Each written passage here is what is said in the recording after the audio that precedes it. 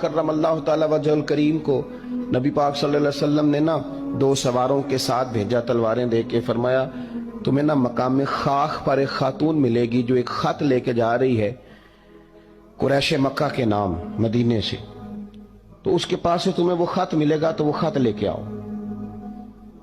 حضرت مولا علی شیر خدا کرم اللہ تعالی وجہ الکریم 2 صحابہ کے ساتھ وہاں پہنچ گئے، اس خاتون کو اسی مقام پہ پا لیا جہاں نبی پاک نے بتایا تھا۔ اب سفر میں یہ طے نہیں ہوتا کہ کہاں ملاقات ہوگی، طے نہیں ہوتا، لیکن حضور نے طے کر کے بتایا، فرمایا مقام خاخ پہ ملے گی۔ تو حضرت علی کہتے ہیں وہی ملی جہاں مدینے والے نے بتایا تھا۔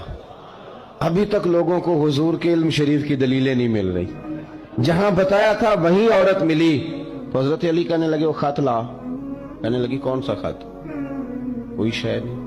اب اس کا جو تھیلا تھا سامان والا وہ تلاش کیا، گھوڑے یا اونٹ پر سوار تھی، ساری تلاشی لی، جو اس کے پاس چیزیں تھی وہ ساری اس سے دیکھ لی، خط ملا کوئی نہیں۔ اب ایک صحابی بیچ میں سے کہنے لگے علی پتہ نہیں اب یہ خط کہاں چھوڑ رہی ہے، کیا معاملہ ہے، تو اب کیا کریں، یہ خاتون بھی ہے۔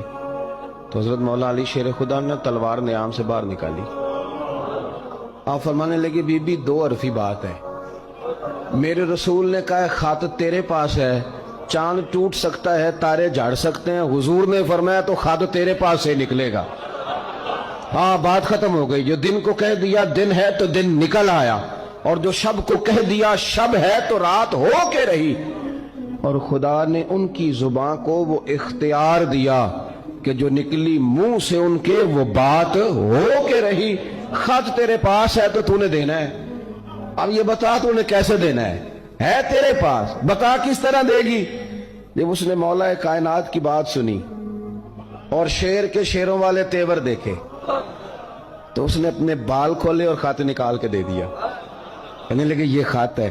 حضرت مولا علی نے اس صحابہ کی طرف دیکھا اور فرمانے لگے دیکھا میرے محبوب کے غلاموں خوش ہو جاؤ، حضور کی زبان نور سے جو نکلتا ہے حق اور سچ ہی نکلتا ہے۔